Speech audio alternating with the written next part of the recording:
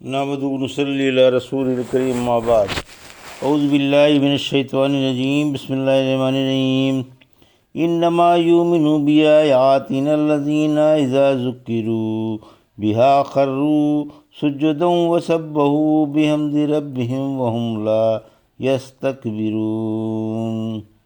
آیت سجدہ ہے، سجدہ کر لیجئے۔ تتجافى جنوبهم عن المضاجع يدعون ربهم خوفا وطمعا ومما رزقناهم ينفقون فلا تعلم نفس ما أخفي لهم من قرة أعين جزاء بما كانوا يعملون۔ ابھی آپ نے سورہ سجدہ کی آیت 15 سے 17 کی تلاوت سماعت فرمائی۔ ان آیتوں کا ترجمہ اور تفسیر اس طرح ہے: انما یؤمنوا بآیاتنا الذین اذا ذکروا بها خروا سجدا وسبحوا بحمد ربهم وهم لا یستکبرون۔ آیت 15، یہ آیت سجدہ ہے، سجدہ کر لیجئے۔ تتجافى جنوبهم عن المضاجع يدعون ربهم خوفا وطمعا ومما رزقناهم ينفقون۔ آیت 16، فلا تعلم نفس ما أخفي لهم من قرة أعين جزاء بما كانوا يعملون۔ آیت 17۔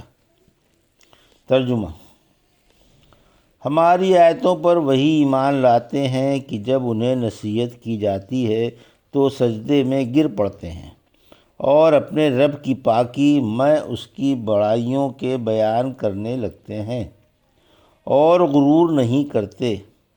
ان کی کروٹیں ان کی خوابگاہوں سے الگ ہو جاتی ہیں اور اپنے رب کو خوف و امید کے ساتھ پکارتے رہتے ہیں اور ہماری دی ہوئی روزی میں سے خرچ کرتے رہتے ہیں۔ کسی کو معلوم نہیں کہ کیا کیا ان کے لیے آنکھوں کو ٹھنڈک پہنچانے والی نعمتیں چھپا کر رکھی گئی ہیں جو ان کے عملوں کی جزا ہیں۔ یہ تھا ترجمہ سورہ سجدہ کی آیت 15 سے 17 کا تفسیر۔ آیت 15، قرآن کی تصدیق کرنے والے لوگ، یعنی ہماری آیتوں کی ایسے لوگ تصدیق کرتے ہیں کہ جب انہیں ان سے نصیحت کی جاتی ہے تو فوراً سجدے میں گر پڑتے ہیں اور انہیں سنتے ہیں اور ان پر قول و فعل سے عمل کرتے ہیں اور اپنے رب کی عظمت و پاکی بیان کرتے ہیں اور اس کا شکر ادا کرتے ہیں کہ الحمدللہ اللہ نے ہمیں ہدایت بخشی، اور ان کی پیروی سے اور ان کے آگے سر تسلیم خم کرنے سے عار نہیں کرتے، جیسا کہ جاہل و بدکردار کافر از راہ غرور ان سے عار کرتے ہیں۔ سورہ مومن کی آیت 60 میں فرمایا، جو لوگ میری عبادت سے غرور کرتے ہیں وہ عنقریب جہنم میں ذلیل ہو کر داخل ہوں گے۔ آیت 16، تہجد کا بیان۔ یہ تہجد کا بیان ہے کہ اپنے گرم گرم بستر چھوڑ کر اللہ کی عبادت میں لگ جاتے ہیں اور خواب شیریں ترک کر دیتے ہیں۔ پھر فرمایا کہ اللہ سے ڈرتے ہوئے اور اچھی امیدیں رکھتے ہوئے اسے پکارتے ہیں، اس کے عذاب سے لرزتے رہتے ہیں اور اس کے جلیل الشان ثواب کے امیدوار و منتظر رہتے ہیں۔ پھر فرمایا کہ ہماری دی ہوئی روزی میں سے خرچ بھی کرتے ہیں، یعنی دونوں طرح کی عبادتیں انجام دیتے ہیں، لازمی بھی اور متعدی بھی۔ رحمت للعالمین ان سب کے سردار ہیں۔ عبداللہ بن رواحہ فرماتے ہیں کہ ہم میں اللہ کے رسول موجود ہیں جو اللہ کی کتاب ہمیں صبح صادق کے وقت پڑھ کر سناتے ہیں۔ آپ نے تاریکی کے بعد ہمیں روشنی دکھلائی۔ ہمیں یقین ہے کہ جو کچھ آپ نے فرمایا ضرور ہو کر رہے گا۔ آپ اپنے بستر سے علیحدہ ہو کر رات گزار دیتے ہیں۔ جب مشرکوں کو بستروں سے اٹھنا مشکل معلوم ہوتا ہے، رحمت عالم صلی اللہ علیہ وسلم نے فرمایا، اللہ دو شخصوں سے خوش ہوتا ہے، ایک تو اس سے جو اپنے بستر سے عزیزوں کو اور بیویوں بچوں کے درمیان سے اٹھ کر میرے انعام کا امیدوار بن کر اور میرے عذاب سے ڈر کر نماز کے لیے کھڑا ہو جاتا ہے، اور ایک اس سے جو اللہ کی راہ میں جنگ کر رہا ہے۔ اتفاق سے شکست کے سے آثار نظر آنے لگتے ہیں، اسے بھاگنے کا عذاب بھی معلوم ہے اور میدان میں ڈٹے رہنے کا ثواب بھی، پس وہ اللہ کے عذاب سے ڈر کر ثواب کی امید پر میدان میں لڑتے لڑتے شہید ہو جاتا ہے۔ حق تعالیٰ فرشتوں سے فرماتا ہے، فرشتوں ذرا میرے اس بندے کو تو دیکھو جو میرے عذاب سے ڈر کر اور ثواب کی امید پر اپنی جان تک قربان کر بیٹھا۔ معاذ بن جبل رضی اللہ تعالیٰ عنہ فرماتے ہیں، میں تبوک کے سفر میں رحمت عالم صلی اللہ علیہ وسلم کے ساتھ تھا۔ چلتے چلتے ایک دن میں نے آپ کے پاس آ کر کہا، اے اللہ کے نبی صلی اللہ علیہ وسلم، مجھے کوئی ایسا عمل بتا دیجئے جو مجھے جنت میں لے جائے اور جہنم سے دور کر دے۔ فرمایا، تم نے بہت بڑی بات پوچھی ہے، یہ بات اس کے لیے آسان ہے جس پر اللہ آسان فرما دے۔ خالص اللہ ہی کی عبادت کرو، اس کے ساتھ کسی کو شریک نہ کرو، نماز قائم رکھو، زکوٰۃ نکالتے رہو، رمضان کے روزے رکھو اور بیت اللہ کا حج کرو۔ پھر فرمایا، کیا میں تم کو بھلائی کے دروازے نہ بتا دوں؟ روزہ ڈھال ہے، صدقہ گناہ مٹاتا ہے، اور آدھی رات کو اٹھ کر نماز پڑھنا بھی بھلائی کا دروازہ ہے۔ پھر آپ نے یہ آیت پڑھی، پھر فرمایا، کیا میں تم کو ان کاموں کا سران کا ستون اور ان کے کوہان کی بلندی نہ بتاؤں؟ میں نے کہا، اے اللہ کے رسول ضرور بتائیے۔ فرمایا، تمام کاموں کا سر اسلام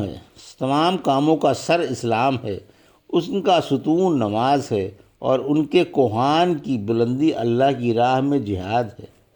پھر فرمایا، کیا میں تم کو ان تمام کاموں کی جڑ نہ بتا دوں؟ میں نے کہا، ضرور بتائیے۔ آپ نے اپنی زبان پکڑ کر کہا، اسے روک کر رکھو۔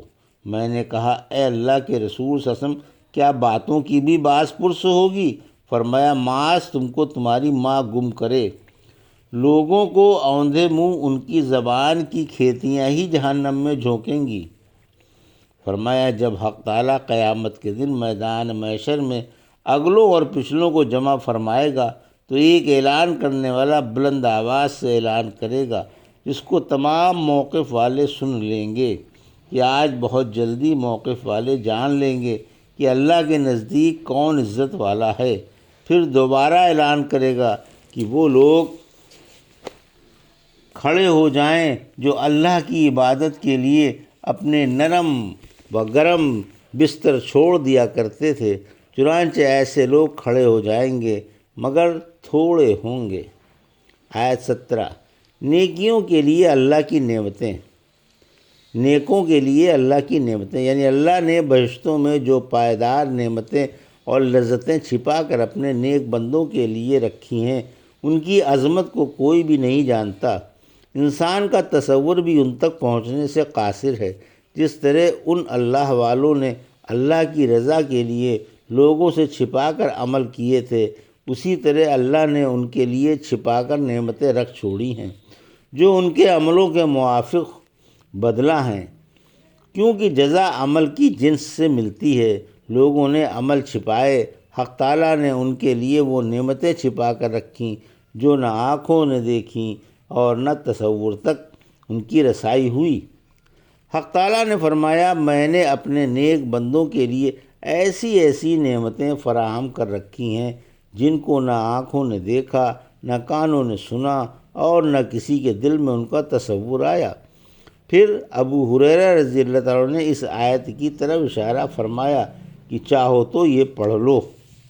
ایک دفعہ رحمت عالم صلی اللہ علیہ وسلم نے ایک مجلس میں جنت کی خوبیاں بیان فرمائیں، آخر میں فرمایا، اس میں وہ نعمتیں ہیں جو نہ آنکھوں نے دیکھی، نہ کانوں نے سنی اور نہ ان کے دل میں ان کا کھٹکا گزرا۔ پھر آپ نے یہ آیتیں پڑھیں۔